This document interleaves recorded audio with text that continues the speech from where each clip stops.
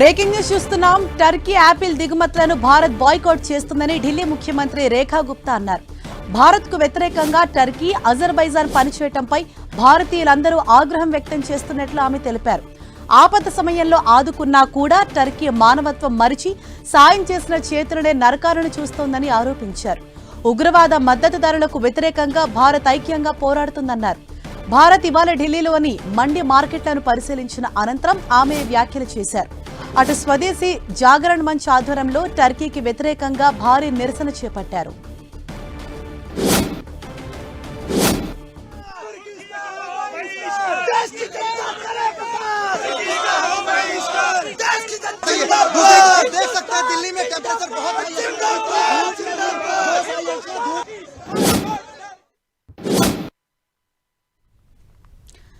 ఇదే విషయంపై మరింత సమాచారం మా ప్రతినిధి గోపి మనకు అందిస్తారు. గోపి, టర్కీ యాపిల్ దిగుమతులకు సంబంధించి ఎందుకని ఆంక్షలు విధించారు, ఎందుకు వాటిని నిషేధించారు, ఏం చెప్తున్నారు? రైట్ హరీష, ఏదైతే భారత్ పాక్ మధ్యలో జరిగిన ఉద్రిక్త వాతావరణంలో పాకిస్తాన్కి అండగా టర్కీ నిలబడము, అంతకు ముందుకు జరిగిన భూకంపంలో భారత్ ఆపరేషన్ స్నేహాస్తంతో ఏదైతే భూకంపంలో డిజాస్టర్స్ మేనేజ్మెంట్ కావచ్చు, మందుల విషయంలో కావచ్చు, ఆపన్న హస్తాన్ని అందించిన భారత్కి టర్కీ మోసం చేయడంతో ప్రజలు జీర్ణించుకోలేకపోతున్నారు. ప్రజల నుంచే మొట్టమొదటిగా ఈ టర్కీ వస్తువులను నిషేధించాలంటూ కూడా పెద్ద ఎత్తున కూడా బ్యాన్ టర్కీ అంటూ కూడా హ్యాష్ట్యాగ్ సోషల్ మీడియాలో వైరల్ అవుతూ వస్తున్న పరిస్థితి ఉంది. అయితే ఈ రోజు కూడా ఢిల్లీ సీఎం రేఖా గుప్తా ఈ యొక్క మార్కెట్లను సందర్శించిన సందర్భంలో టర్కీకి చెందిన యాపిల్స్ లేకపోవడము, వాటన్నిటిని కూడా మేము నిషేధించామంటూ కూడా వర్తక వ్యాపారులు ఢిల్లీ సీఎంకు చెప్పడంతో ఆమె దీనిపైన కూడా స్పందించడం జరిగింది.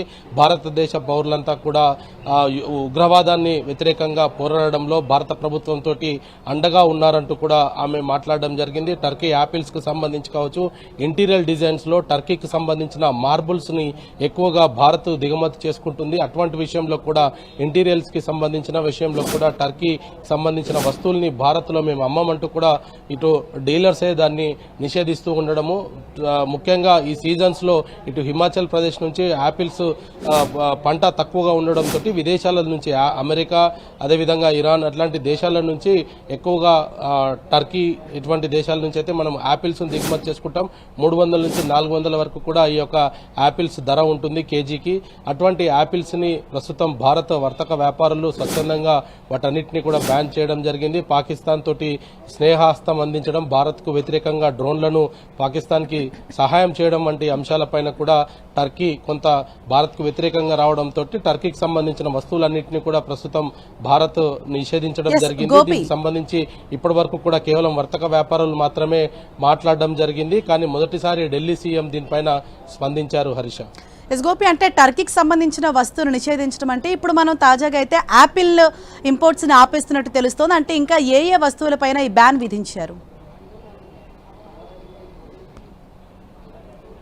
రైట్, మనం ప్రధానంగా టర్కీ నుంచి యాపిల్స్ తో పాటు ఇంటీరియర్ డిజైన్స్ కి సంబంధించిన వస్తువులు, అంటే ఇటు మార్బుల్స్ తోటి తయారయ్యే వస్తువులు కావచ్చు, అదేవిధంగా ఫ్లోర్ కి సంబంధించిన మార్బుల్ టైల్స్, వీటన్నిటికీ కూడా టర్కీ మార్బుల్స్ కి భారత్ లో భారీ డిమాండ్ ఉండేది. అయితే వీటన్నిటిని కూడా ప్రస్తుతం నిషేధించడం జరిగింది. ట్రేడ్ మార్క్ సంబంధించి టర్కీ తోటి ఎటువంటి వ్యాపారం చేయము అనేది కూడా డీలర్సే స్వచ్ఛందంగా చెప్తున్న నేపథ్యంలో టర్కీకి వ్యాపార పరంగా ఇది ఒక పెద్ద దెబ్బ తగులుతుందని చెప్పుకోవచ్చు. టర్కీకి సంబంధించిన వ్యాపారం భారత్ లో అత్యధికంగా ఉంటుంది. అదేవిధంగా పర్యాటనానికి సంబంధించి టర్కీకి భారత్ నుంచి దాదాపు లాస్ట్ ఇయర్ 2,36,000 మంది వరకు కూడా టూరిస్టులు వెళ్లడం జరిగింది. అక్కడి ప్రదేశాలను చూడడానికి కావచ్చు.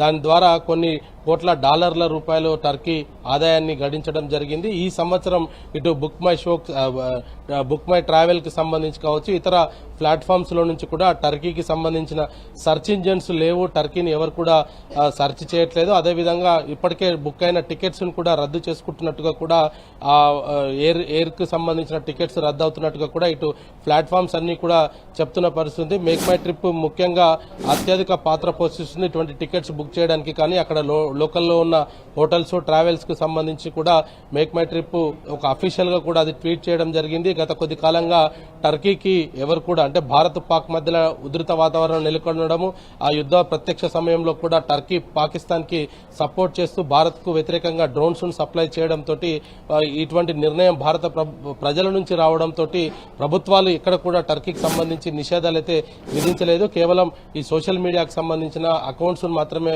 బ్లాక్ చేయడం జరిగింది. సోషల్ మీడియాలో ఏదైతే టర్కీకి సంబంధించిన అఫీషియల్ అకౌంట్స్ ను భారత ప్రభుత్వానికి వ్యతిరేకంగా ఎక్కడైతే పోస్ట్ చేస్తున్నారో అటువంటి వాటిపైన నిషేధించారు. కానీ వ్యాపారానికి సంబంధించి కావచ్చు, ఇతర అంశాలపైన భారత ప్రభుత్వం ఎటువంటి నిర్ణయం తీసుకోపోయినప్పటికీ ప్రజలే స్వచ్ఛందంగా టర్కీకి సంబంధించిన యాపిల్స్ కావచ్చు, టర్కీ దేశ టూర్స్ అండ్ ట్రావెల్స్ కావచ్చు, ఇతర గృహోపకరణాలకు సంబంధించి కావచ్చు, అదైతే ఇంటీరియర్ డిజైన్స్ లో వాడే మార్బుల్స్ కి సంబంధించి కూడా ఎక్కువగా టర్కీ నుంచి దిగుమతి చేసుకుంటున్నారు. వీటన్నిటిని కూడా ప్రస్తుతం భారత్ లో వ్యాపారులే స్వచ్ఛందంగా అటువంటి వస్తువుల్ని మేము అమ్మము అనేది కూడా చెప్తుండడము. అయితే ఈ రోజు రేఖా గుప్తా కూడా మార్కెట్ ను సందర్శించిన సందర్భంగా యాపిల్స్ కు సంబంధించి ఆమెతోటి వ్యాపారులు మాట్లాడిన సందర్భంగా ఆమె కూడా మీడియాతో తన విషయాన్ని కూడా షేర్ చేసుకోవడం జరిగింది. భారత్ లో పాకిస్తాన్ కి వ్యతిరేకంగా, ఉగ్రవాదానికి వ్యతిరేకంగా ప్రతి పౌరుడు పోరాడుతున్నాడన్న విషయాన్ని ఆమె తన సోషల్ మీడియా వేదిక కూడా చెప్పడం జరిగింది.